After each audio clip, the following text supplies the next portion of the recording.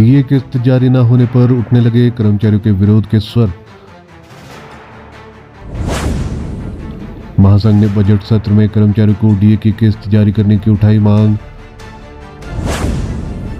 कहा सरकार ने अगर अभी डीए नहीं जारी किया तो बाद में पड़ेगा और वित्तीय बोझ।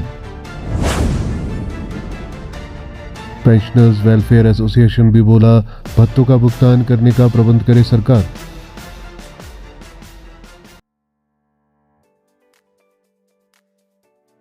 प्रदेश सरकार की ओर से डीए की किस्त जारी न किए जाने पर कर्मचारियों में सरकार के प्रति विरोध के स्वर उठने लगे हैं।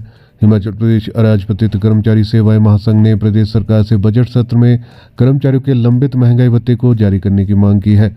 एनजीओ फेडरेशन के राज्य उपाध्यक्ष व जल शक्ति विभाग अराजपत्रित कर्मचारी सेवाएं महासंघ के प्रदेशाध्यक्ष ने कहा कि मुख्यमंत्री सुखविंदर सिंह सुक्खू ने अपनी इच्छा शक्ति और चुनावी वादे के अनुसार कर्मचारियों को पुरानी पेंशन को बहाल किया है।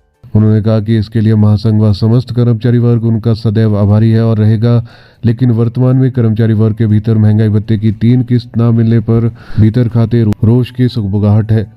कर्मचारी वर्ग भी महासंघ पर इस विषय को लेकर सरकार से उठाने का दबाव बना रहा है। उन्होंने कहा कि कर्मचारी संगठनों का कार्य सरकार के समक्ष हकों की आवाज उठाना, मांगे पूरी कराना है। उन्होंने कहा कि महासंघ कर्मचारियों के लंबित महंगाई भत्ते की किस्तों को बजट सत्र में जारी करने की मांग करता है ताकि प्रदेश के कर्मचारियों के भीतर उत्पन्न हुई रोष की सुगबुगाहट पर अंकुश लग सके। महंगाई भत्ते की लंबित किस्तें जारी न होने से सरकार पर देनदारियों का बोझ बढ़ता ही जाएगा। वर्तमान में 12% डीए लंबित है। भत्तों का भुगतान करने का प्रबंध करे सरकार, बोले Chetram. Pensioners welfare association Bilaspur के जिला महामंत्री चेतराम वर्मा ने कहा कि प्रदेश में पहली बार ऐसा हुआ है कि किसी सरकार ने 25 जनवरी, 15 अप्रैल, 15 अगस्त और दिवाली जैसे मौकों पर महंगाई भत्ते की किस्त और अन्य आर्थिक लाभ देने की घोषणा नहीं की है। उन्होंने कहा कि विधानसभा में मुख्यमंत्री ने ये वक्तव्य भी दिया था कि प्रदेश के पेंशनरों और कर्मचारियों को उनके संशोधित वेतनमान का बकाया भुगतान और अन्य आर्थिक लाभ 2 साल बाद यानी मार्च 2026 के बाद मिलेंगे। सरकार का कर्मचारियों और पेंशनरों के साथ व्यवहार न्यायपूर्ण और व्यावहारिक नहीं है।